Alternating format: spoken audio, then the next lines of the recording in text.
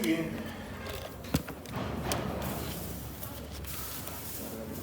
Los hongos, su importancia médica. Los hongos son organismos eucariotas que pueden ser uni o pluricelulares. Si son eucariotas significa que tienen pues membrana nuclear. Justo ahí están haciendo el último. Hola, ¿cómo estás?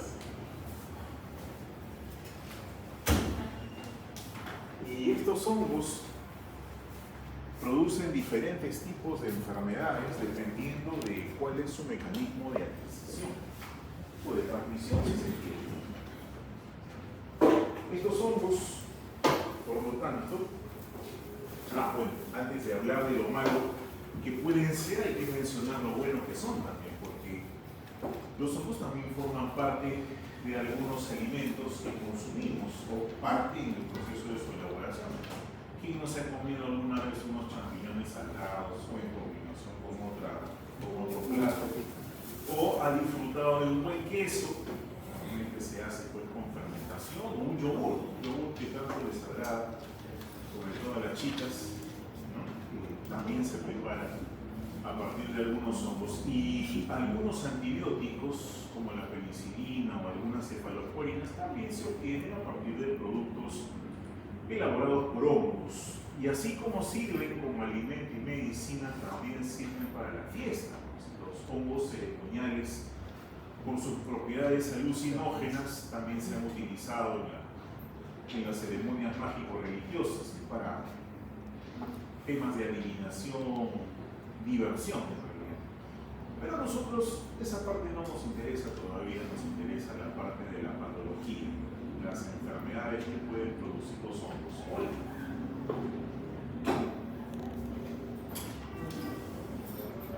¿Cómo estás? Justo hay 3 asientos libres. Justo han llegado. Y a esa parte se le llama pues micopatología. Ahora, dentro del espectro de enfermedades que producen los hongos, podemos distinguir 3 que se diferencian por la forma de adquisición de la enfermedad y por qué, en realidad, por qué cosa, o qué parte o qué producto del hongo la causa. Primero, el micetismo. El micetismo es un conjunto de síndromes asociados al consumo de hongos tóxicos. ¿Y por qué alguien consumiría hongos tóxicos en su sano juicio? Porque la mayor parte de situaciones se da por confusión. Porque estos hongos tóxicos se parecen mucho a las setas, a los champiñones. Y si no se conoce al momento de recolectar, erróneamente podrían consumirse. Y bueno, la otra parte es que quieras envenenar a alguien. Eso también funciona, no deja huella. Ese micetismo va acompañado de sintomatología generalmente asociada al sistema nervioso central y periférico. Dependiendo del tipo de acción de los productos propios del metabolismo del hongo, puede ser pues a predominio de manifestaciones clínicas nicotínicas o mucarínicas, variado, y depende también del tipo de hongo. Ese es el micetismo por consumo. El otro es la micotoxicosis, que no es lo mismo que el micetismo, porque aquí el hongo se come como tal. En el caso de la micotoxicosis es la toxina del hongo la que se encuentra en los alimentos. ¿Y cómo la toxina del hongo llega a los alimentos? Cuando están mal almacenados.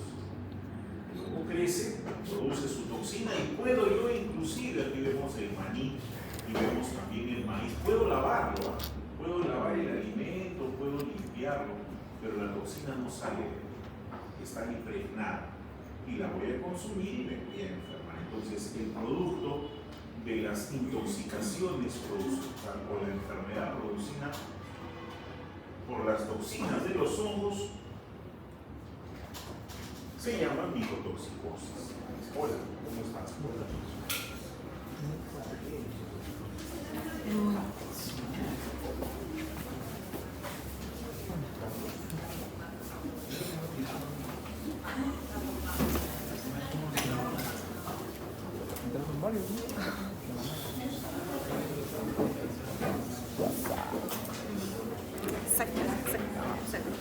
Un hongo mayor. El problema con las toxinas de los hongos, a diferencia de las toxinas bacterianas que suelen depurarse o neutralizarse con anticuerpos, las toxinas de los hongos suelen tener efecto acumulativo, es decir, se acumulan en el órgano hacia el cual van dirigidas, como por ejemplo la aflatoxina y aspergillus. Se acumula en el hígado y tiene efecto cancerígeno, o sea, tiende a producir cáncer. Y la que nos interesa, que es la que vamos a estudiar hoy día, son las micosis, aquellas enfermedades producidas por hongos microscópicos, en el caso del micelismo son hongos grandes, son visibles a simple vista. En el caso de las micosis son hongos microscópicos, que de acuerdo a las características morfológicas que tienen, que componen justamente sus factores de virulencia, van a producir enfermedades en nosotros en diferentes tejidos. Y aquí sí no se salva nadie. O sea, no hay tejido que no pueda ser infectado por un hongo. En el caso de las bacterias, en el caso de los virus, habíamos visto que se salvaba el pelo y las uñas. El pelo y las uñas también puede ser infectado por un hongo y la lesión que se produce, la enfermedad que causa, se denomina micosis, y esa micosis a su vez se va a subdividir, más adelante lo vamos a ver, de acuerdo a la profundidad de la lesión, la diseminación de la lesión, etc. ¿Qué características fundamentales me brinda el hongo? Bueno, empezando que es un organismo eucariota, yo lo puedo encontrar en la naturaleza en una sola célula, se llama levadura, o formado por varias células, pluricelular, se llama moho con H en el medio, M-O-H-O. O también le dicen hongo filamentoso u hongo micelial. Micelio es el conjunto de estructuras parecidas a ramitas. Las deben haber visto en su práctica de laboratorio de esta semana, cuando vieron las láminas de los hongos, hay unas estructuras ramificadas, pluricelulares, llamadas hifas, que componen un conjunto mucho más grande llamado micelio. Entonces, estos hongos, si están formados por una sola célula, como cándida o como malacesia, son levaduras. Esas levaduras son células completas, eucariotas, significa que tienen núcleo de membrana nuclear y además organelas, tienen sus propias organelas. Y las pluricelulares, que están formadas también por células completas, son las que se encuentran articuladas entre sí, formando estructuras llamadas hifas, que además le dan característica de invasividad a los hongos, porque pueden invadir tejidos. Estas hifas y también las levaduras de los hongos son capaces de producir diferentes tipos de enzimas, desde enzimas que van a destruir membranas celulares como fosfolipasas hasta enzimas que van a destruir proteínas como las proteinasas, inclusive el tejido conectivo, colagenasa y urobiasa. Significa que los hongos tienden a tener un mecanismo invasivo. ¿Por qué se comportan así los hongos? Porque no son capaces de fabricar su propia comida. Son heterótrofos, entonces tienen que invadir tejido y destruirlo para poder nutrirse. Según su alimentación, el hongo puede ser saprófito, simbiótico o parasítico. ¿A qué le decimos saprófito? Aquellos organismos que crecen en materia orgánica muerta, algo que en las bacterias no sucede y en los virus tampoco, porque necesitan una fuente de energía activa los virus. En cambio, el hongo sí crece en materia de composición, se desarrolla allí en realidad. Simbiosis, pueden asociarse con otros organismos, por ejemplo, se asocia con vegetales, el hongo brinda protección frente a los insectos y el vegetal le brinda los nutrientes que fabrica, porque el vegetal es autótrofo. En el caso del humano también hay simbiosis, mutualismo. Acuérdense que en la microbiota también tenemos hongos, tanto en la piel como en el intestino y en general en las mucosas. Hay casi 180 especies de hongos diferentes, dentro de las cuales destaca el género Candida, que es el principal hongo presente en la microbiota. Por eso es que a Cándida lo vamos a considerar más adelante como un oportunista, porque forma parte de la microbiota, aún como comensal, pero si esa microbiota se alterase o los mecanismos de defensa del hospedero disminuyesen, Cándida va a ejercer su patogenicidad y es bastante problemática e invasiva. Y por último, los hongos que son patógenos primarios, aquellos que ejercen la relación parasítica de por sí, que se asocian con otra especie pero le terminan causando daño, enfermedad. En cuanto a su reproducción, los hongos tienen una reproducción mucho más compleja. Muchos de ellos se pueden reproducir de forma sexual y también de forma asexual, lo que les garantiza una población siempre numerosa y que difícilmente disminuye a menos que se tomen pues las medidas correspondientes. Con respecto a su clasificación y a su taxonomía, encontré este gráfico en la web que sintetiza la clasificación de los hongos desde el punto de vista de su organización, de su complejidad en realidad. Los hongos más simples, los Microsporidia, los mucormicetos, los basidiomicetos y los ascomicetos. Pero eso es en función a su estructura, a la complejidad de sus células, la forma de reproducción, etc.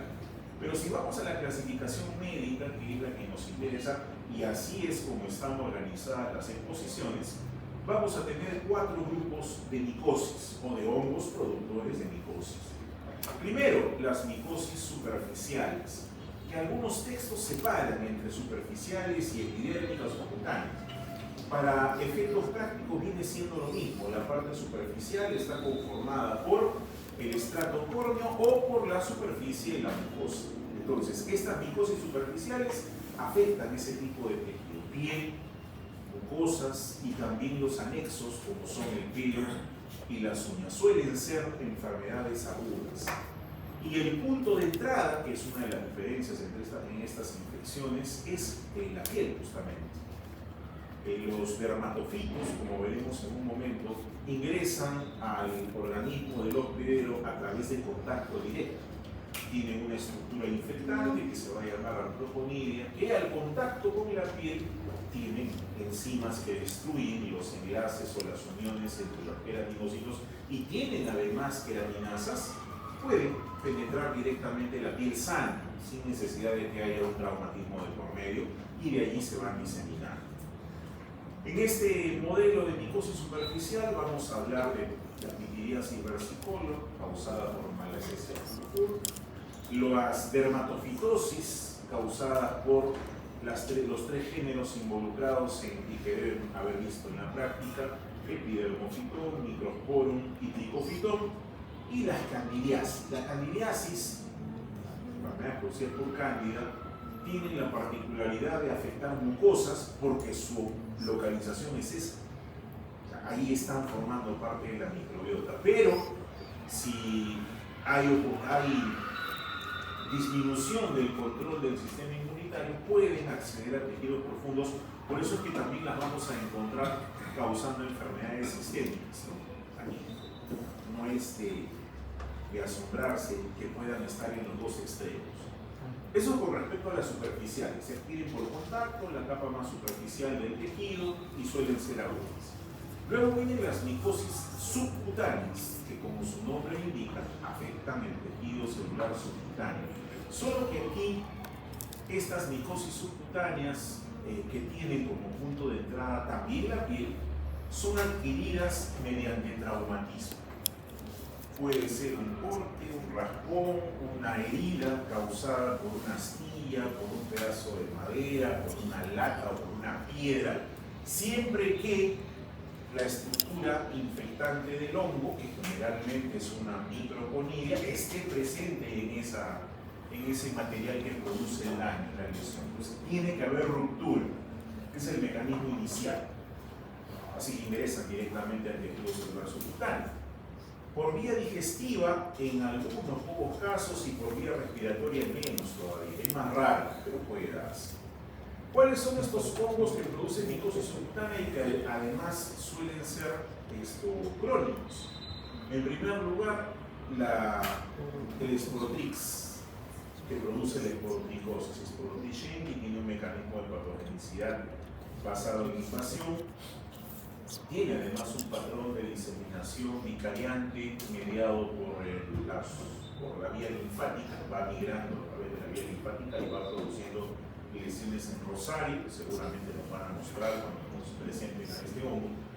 Tenemos al micetoma, que se llama así porque la evidencia de la enfermedad es un tumor producido por un hongo. Y acá vamos a hablar de los eumicetomas, que son los micetomas producidos por hongos, no de los actinomicetomas, que son producidos por bacterias filamentosas. Eso ya con bacterias no pasó, estamos en hongos, así que seguramente nos mostrarán a hongos del género Madurella o del género Sofiala, que ingresan también por traumatismo, por penetración, pero una vez que alcanzan el tejido celular subcutáneo, empiezan a crear tractos fistulosos hacia el exterior. Y las estructuras del hongo suelen salir en forma de granos, así como los granos de la chía, pueden ser de color negro o color blanco, dependiendo de la especie del hongo involucrado. Es una... ¿perdón? Le llaman así por la estructura que se forma, que es un compendio de inflamación, tejido conectivo que está degradado, pero no es un tumor en sí, sino que es el nombre que tiene, el nombre que adquiere. Luego está la lobomicosis, que también es bastante frecuente, sobre todo en la zona tropical peruana y brasileña, y la cromoblastomicosis. Son enfermedades de meses, van a ver fotografías o imágenes seguramente de lesiones bastante llamativas, pero que tienen una evolución crónica y muchas veces por la falta de acceso de los pacientes a los servicios de salud suelen avanzar en los generalmente en miembros superiores e inferiores sin tratamiento. Luego están las micosis sistémicas, se llaman así porque alcanzan ya órganos sólidos o huecos. Las micosis sistémicas también suelen ser enfermedades crónicas que ingresan fundamentalmente por vía respiratoria, siendo la estructura infectante la microconidia, el tamaño que tiene, que es menor de 2 a 2 micras, puede alcanzar el alveolo tranquilamente. Solo que estos hongos que causan micosis sistémica tienen la particularidad de poder expresarse tanto en la forma levaduriforme como en la forma micelial. A eso se le llama hongo dimórfico. No todos lo pueden hacer, pero estos que hacen micosis sistémica y algunos de los que hacen oportunista lo pueden hacer.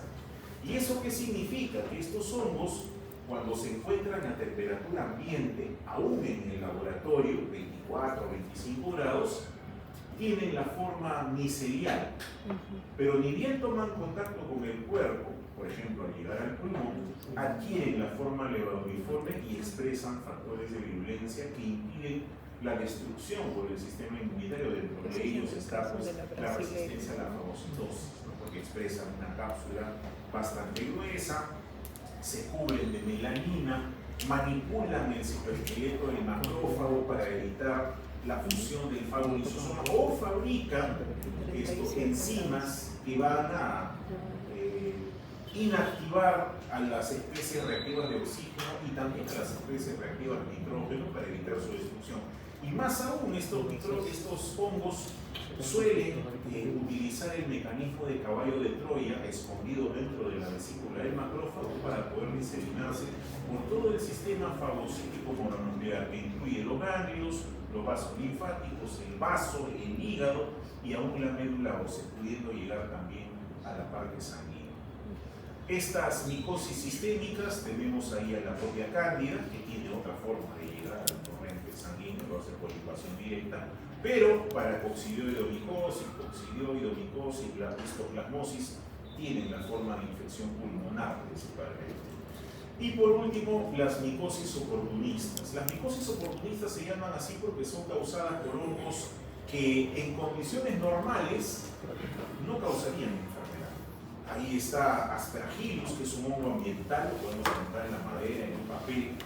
Está también los hongos relacionados a la especie Mucor, que han tenido mucha relevancia con respecto a la pandemia por COVID, porque justamente eran oportunistas de pacientes que hacían neumonía por COVID. Criptococo, que es muy conocido como agente causal de meningitis en pacientes que están en fase SIDA, previamente infectados con virus de inmunodeficiencia humana, y el Pneumocystis jirovecii, causante de infecciones pulmonares, neumonías, también en pacientes inmunodeprimidos. Con respecto a la patogenicidad fúngica y su respuesta inmunológica, bueno, la ruta de invasión empieza por la puerta de entrada del hongo, que puede ser por vía cutánea, si se trata de hongos superficiales, puede ser por vía inhalatoria, si se trata de hongos que producen invasión sistémica, o puede ser a través de traumatismo, si se trata de hongos subcutáneos. También pueden ingresar por la vía del intestino. Existen hongos que desarrollan patogenicidad al adquirirse a través de alimentos contaminados. La virulencia de estos hongos patógenos van a depender mucho del tejido en el cual se están expresando. Significa que los factores de virulencia se expresan de acuerdo a la predisposición por determinado tipo de tejido. Por ejemplo, cuando veamos a los dermatofitos en unos minutos y hablaremos de los hongos que producen las tinas, esos hongos se alimentan de queratina, por lo tanto tienen enzimas que degradan la queratina presente en los corneocitos. Pero una vez que se acaba el estrato córneo ya no siguen avanzando a la profundidad, porque no tienen factores de virulencia para meterse más adentro en el tejido. A diferencia de Sporotrix, por ejemplo, que sí tiene factores de virulencia para poder avanzar en el tejido subcutáneo, pudiendo inclusive llegar hasta el hueso, o como Cándida, que tiene factores de virulencia hasta por gusto, sobre todo sus famosas proteínas o sus proteasas asparticas que le permiten avanzar hasta llegar al torrente sanguíneo y poder diseminarse por todo el organismo. Así que, anatómicamente, no hay parte del cuerpo que se salve. Si bien es cierto, existe predilección, como ven aquí, algunas especies son más frecuentes en ciertas partes del cuerpo, no hay zona que se salve. Desde el pelo, la uña, la piel, el aparato respiratorio, digestivo, el sistema fagocítico mononuclear, el sistema nervioso, todo es susceptible de ser invadido por hongos. Y en función a ello, en los últimos 10 años, así como se han emitido alertas por infecciones virales, por virus emergentes, reemergentes o nuevos, también se emiten alertas por infecciones por hongos. Una de las que llama más la atención es el de Candida auris, una especie del género Cándida que forma parte de la microbiota de algunas personas, pero cuando desarrolla patogenicidad no hay antifúngico para poder administrar generalmente, o sea, es resistente a todo. Ahorita sí. Y bueno, en la parte de los hongos ambientales, pues el Aspergillus fumigatus y el Diplococcus neoformans, que siempre forman parte de la patogenicidad, puesto que estos hongos pues tienen factores de virulencia bastante agresivos y suelen estar asociados a condiciones de inmunodeficiencia por parte de los PB. Ahora, con respecto al reconocimiento y la respuesta inmune, los hongos expresan diferentes tipos de patrones moleculares asociados a patógenos, siendo los más comunes los glucanos beta-1,3, llamados así por la ubicación y el tipo de enlace glucosídico que tienen los polisacáridos complejos, y la quitina. Esos son los PAMs que se repiten en la gran mayoría de especies. Y por parte del sistema inmunitario, los receptores de reconocimiento de patrones son pues las lectinas, lectina 1, lectina 2, y algunos receptores TLR, sobre todo TLR4, TLR5, TLR6, se encargan de reconocer PAMs fúngicos. Con respecto a la respuesta inmune, en la parte innata, los péptidos antimicrobianos suelen funcionar en algunos casos. Y por péptidos antimicrobianos estamos hablando de las defensinas fundamentalmente, como recordarán, y hablamos de esto hace unas cuantas clases.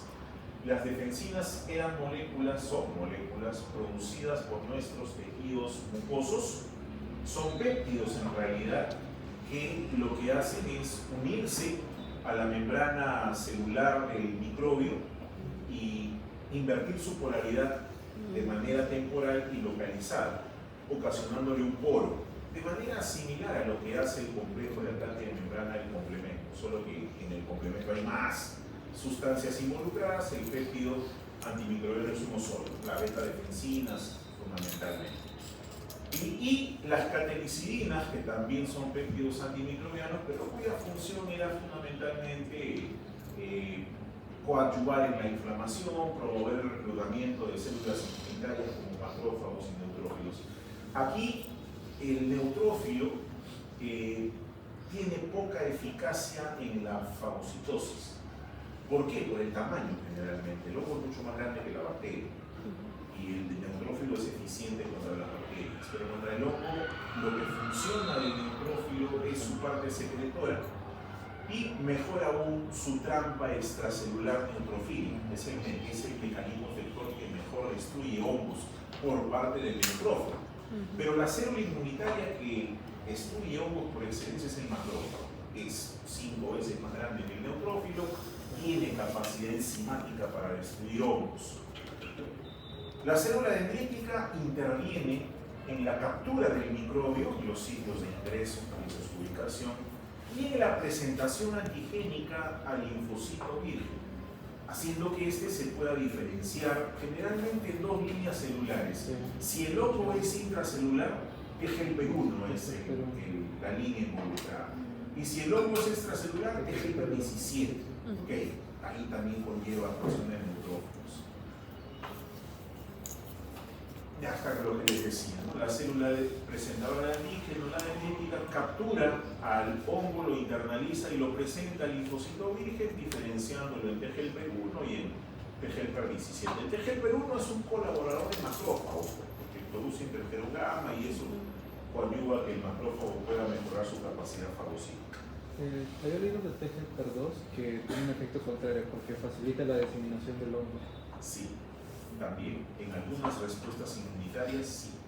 El TGLP2 no solamente facilita la evasión de la respuesta inmunitaria por parte del hongo, sino que es inducido por algunos productos de algunos hongos que desvían la respuesta del TGLP1 y la dirigen hacia el TGLP2. Hay hongos que producen moléculas llamadas inmunomoduladoras y pueden hacer eso. Sí, es verdad.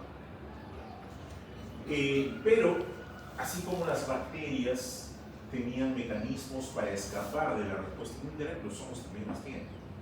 Por ejemplo, la cubierta de polisacáridos.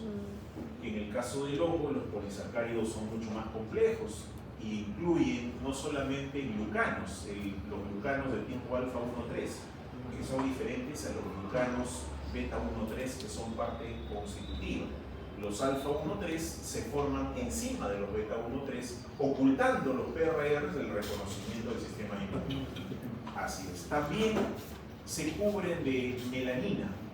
La melanina es un pigmento que funciona como un camuflaje para evitar no solamente la detección, sino también la acción de las enzimas, porque la melanina resiste a la acción de las especies reactivas de oxígeno. Tenemos a los cuerpos asteroides, que funcionan como señuelos, es decir, el hongo libera estructuras que contienen en su membrana lo mismo que contiene el hongo, la célula principal del hongo, y el sistema inmune se dirige a atacar esos cuerpos asteroides. Luego están las células titán, que son células con una capa de pared celular y una cápsula tan gruesas que no hay especies reactivas de oxígeno ni de nitrógeno que pueda destruir. Y esto hace que el material genético presente en el interior de las células titán pueda sobrevivir inclusive a los fenómenos de respuesta inmunológica más destructivos que tengamos. Forman biopelícula.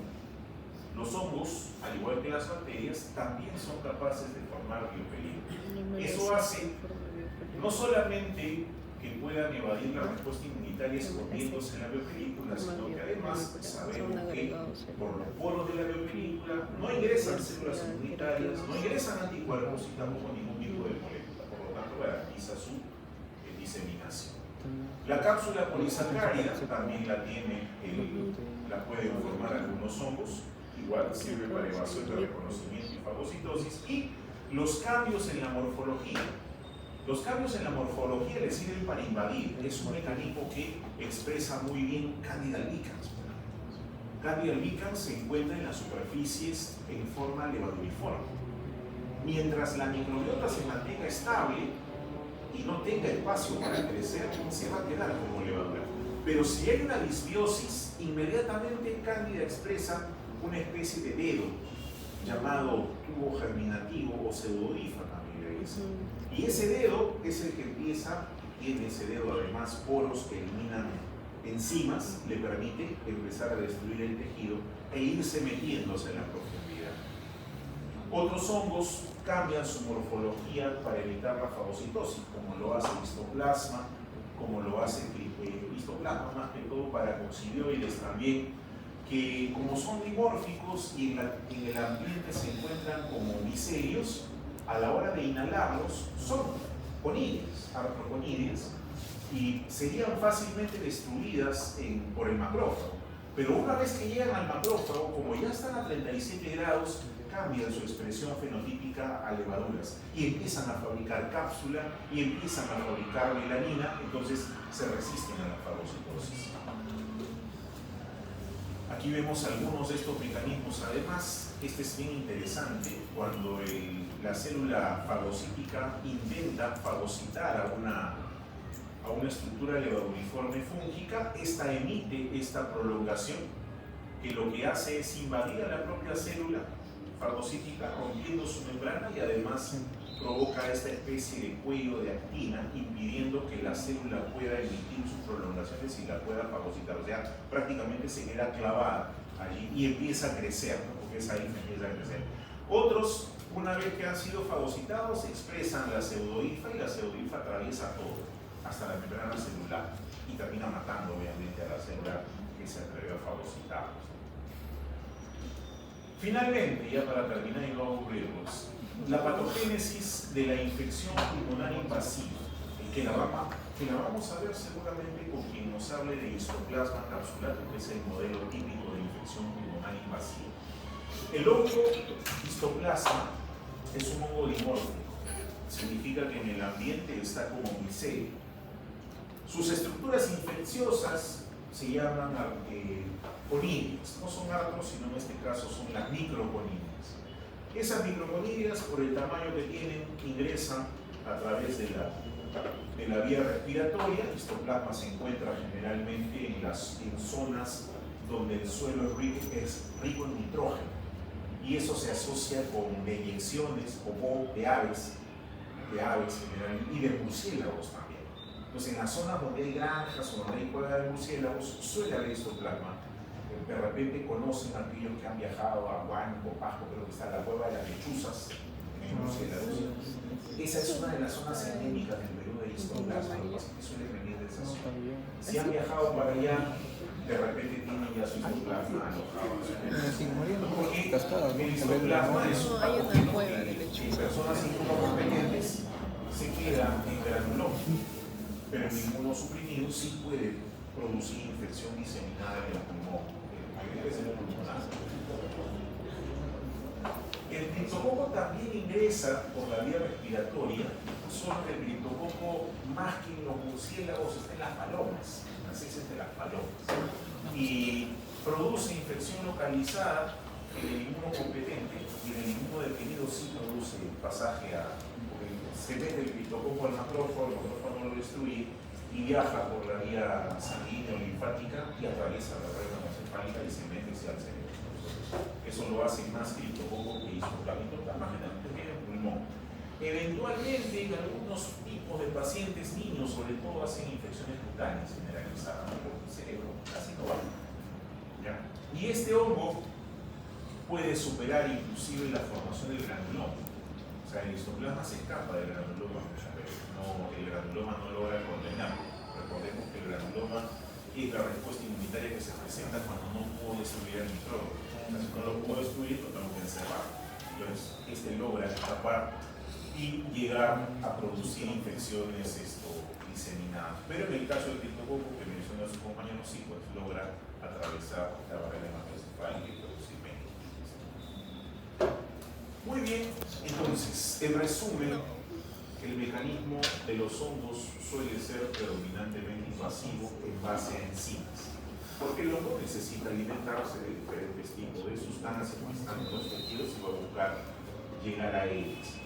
¿Puede interferir con la respuesta inmunitaria? Sí, generalmente protegiéndose del reconocimiento, bloqueando los sistemas de destrucción y, de ser posible, fabricando moléculas inmunomoduladoras para bloquear la respuesta o matar a las células que se atreven a destruir.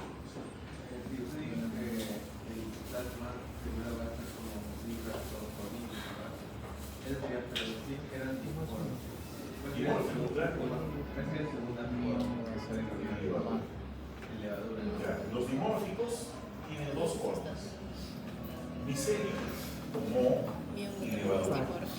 A temperatura ambiental lo encontramos como micelio y a temperatura corporal como levadura.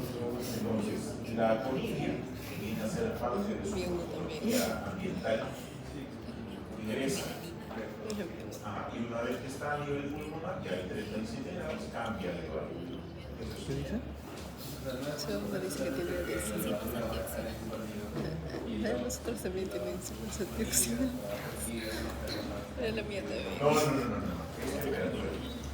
O sea, el dimorfismo fúngico es una característica que tiene varias condiciones: oxígeno, nutrición, pero la principal es temperatura. Entonces, los hongos a temperatura dimórficos, a temperatura ambiente, son miceliales. Claro, tienen ramitas que son las hifas y tienen semillitas que son las conidias, grandes y chiquitas. Y a temperatura corporal, levaduras.